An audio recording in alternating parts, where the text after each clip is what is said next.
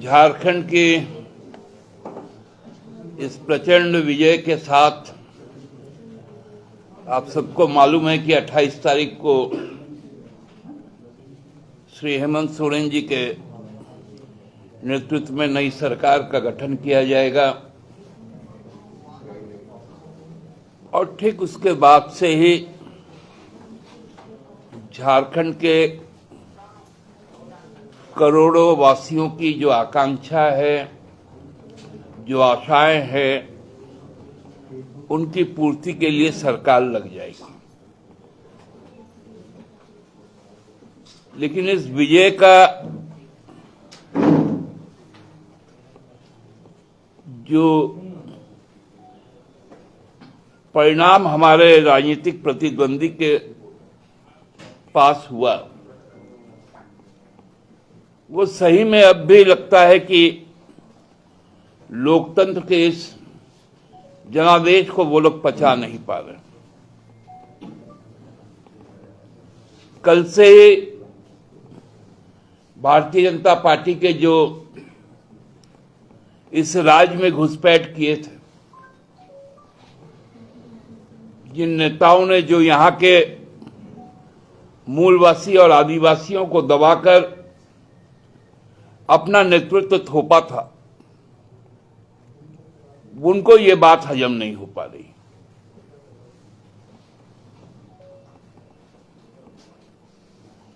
शुरू से हम अंत तक हम लोग कहते आए हैं, यहां हम लोग आपस में सौहार्दपूर्ण तरीके से चुनाव लड़ते हैं। चुनाव में मुद्दों की बात होती है, लेकिन जो घृणा की भाषा आज भी उनके मुंह से यलगार बन के निकल रही है, वो अत्यंत ही चिंताजनक है। अब यहां पर विधायक दल का भाजपा का बैठक भी होगा, उसके नेता भी चुने जाएंगे।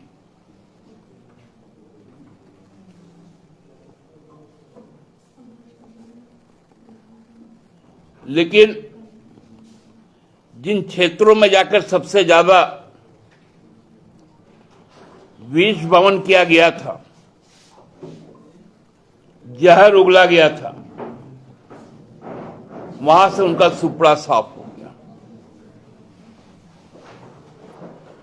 पूरे संथाल परगना में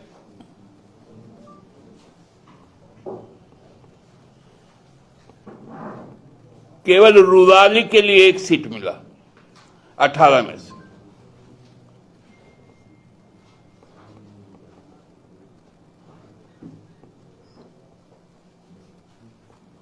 लेकिन उनमें सुधार की कोई संभावना नहीं दिख रही।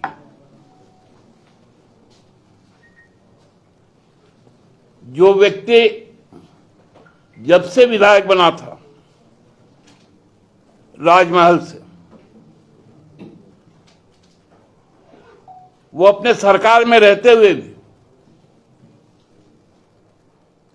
इस बात को उठाता था, लेकिन सरकार उनकी भी जानती थी कि यहां कोई घुसपैठ नहीं है। लेकिन उसके जिद के कारण इस बार उनका केंद्रीय नेतृत्व इस प्रकार की बातें करने लगा।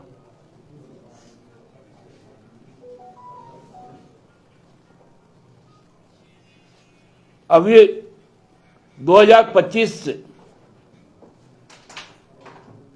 सेंसस होने वाला है। तत्पश्चात परिसीमन भी होगा।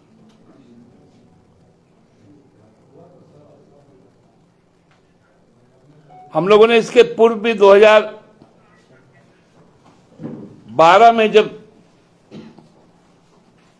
डिलिमिटेशन कमीशन यहां पर आई थी,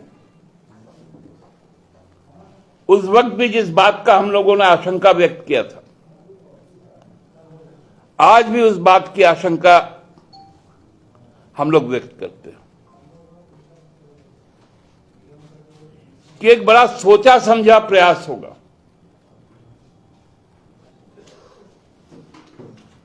कि यहां जो आदिवासी आरक्षित सीटें हैं,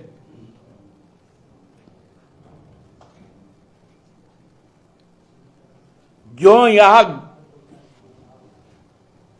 हरिजन आरक्षित सीटें हैं, scheduled caste and scheduled tribe seats, उन पर इनका प्रहार होने जा रहा है।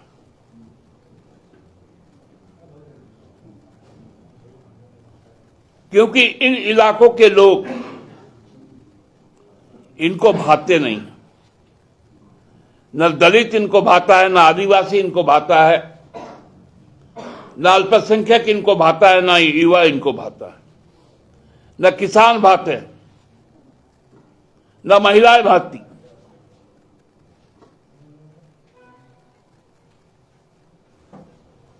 मैं प्रोसेस शुरू नहीं हुआ, लेकिन आज से संसद का सत्र शुरू हुआ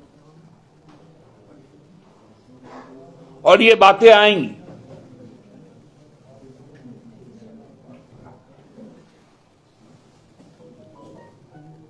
पॉपुलेशन सेंसस के पूर्व रजिस्ट्रार जनरल ऑफ इंडिया, जो इसकी जिम्मेवारी लेते हैं, उनको यह तय करना पड़ेगा कि हमारे इस राज्य में जो अनुपात में विधानसभा की सीटें हैं, उसमें आरक्षित सीटों का किसी भी प्रकार से यदि घटाने की कोशिश की गई तो वह सही नहीं होगा। और ये कोशिश उनकी है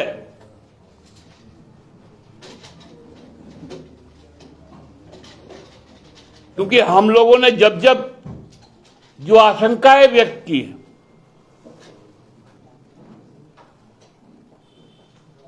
वो आशंकाएं हर वक्त सही साबित होती है, क्योंकि हम लोग इनके मनुवादी ख्याल को समझते हैं, मनुवादी सोच को समझते हैं।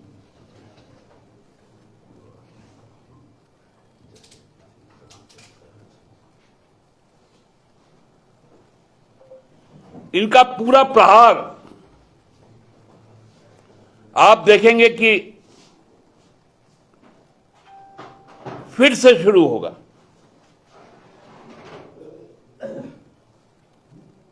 ये जानते हैं यहां के मूलवासी आदिवासी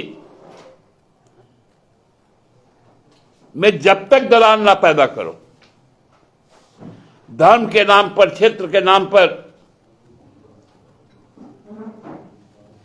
तब तक इनकी दुकान नहीं चल सकती।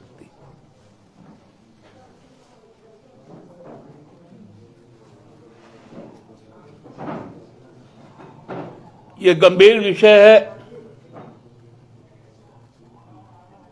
क्योंकि संसद का सत्र आज से शुरू है। इसलिए इस आशंका से के साथ आप लोग के माध्यम से मैं व्यक्त करना चाहता था। आप सबको पुनः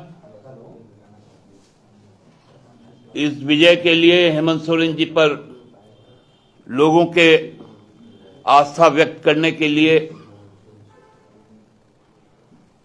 हमारे सभी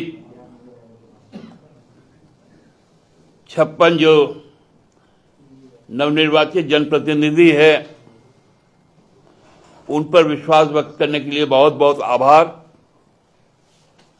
और मैं तो जो 21 लोग हमारे विपक्ष में बैठेंगे, उन पर भी लोगों ने आस्था व्यक्त की, उनका भी दायित्व है सकारात्मक विपक्ष का भूमिका निभाए। जो लंबित हमारी प्रस्तावित पास है और राज्यपाल के पास लंबित है, उनको केंद्र तक पहुंचाने में सकारात्मक भूमिका निभाएं।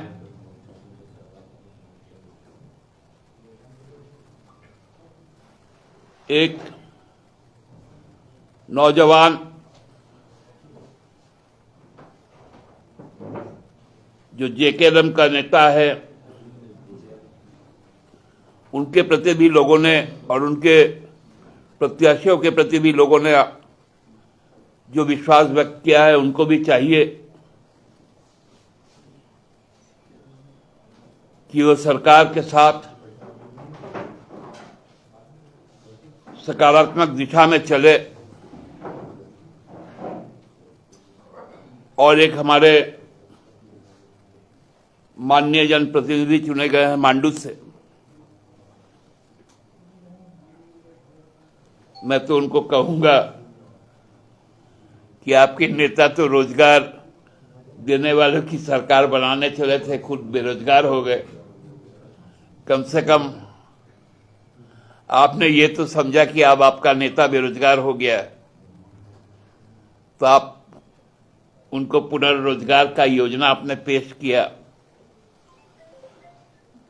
निश्चित तौर पर असम के मुख्यमंत्री को निश्चित काट दिया जाना चाहिए। बिन बुलाए मेहमान की तरह। जी नहीं, मैं तो बुला रहा हूं उनको। दादा, आपको नहीं लगता कि अब इन लोगों को अपने हाल में छोड़ देना चाहिए? देखिए, जो बुरा हाल इन लोग करके गया है ना बाहरी लोग, तो मैं समझ सकता हूं यहाँ के भाजपा नेताओं का। हमसे एक उसके बड़े नेता हैं, प्रदेश स्तर के और राष्ट्रीय पहचान भी है उनकी, उन्होंने मुझको फोन करके बधाई दिया और कहा कि आपने हमारे घरों को तोड़ दिया, महिलाओं को अपने पक्ष में कर लिया। तो हमने उनको कहा कि भाई, ये खेल तो तुमने शुरू किया था, सीताहरण तो तुमने किया था, तो हनुमान ने लंका जलाया तो क्या अपराध किया? रावण कौन है दादा? जो हर के ले गया था छद्म रूप में, उसी का तो ये लंका था। लेकिन दादा, चंपईदा ने कहा है कि उनका जो रुकलान है वो जारी रहेगा घुसपैठियों के खिलाफ, क्योंकि चंपईदा और कुछ तो बोल नहीं सकते थे,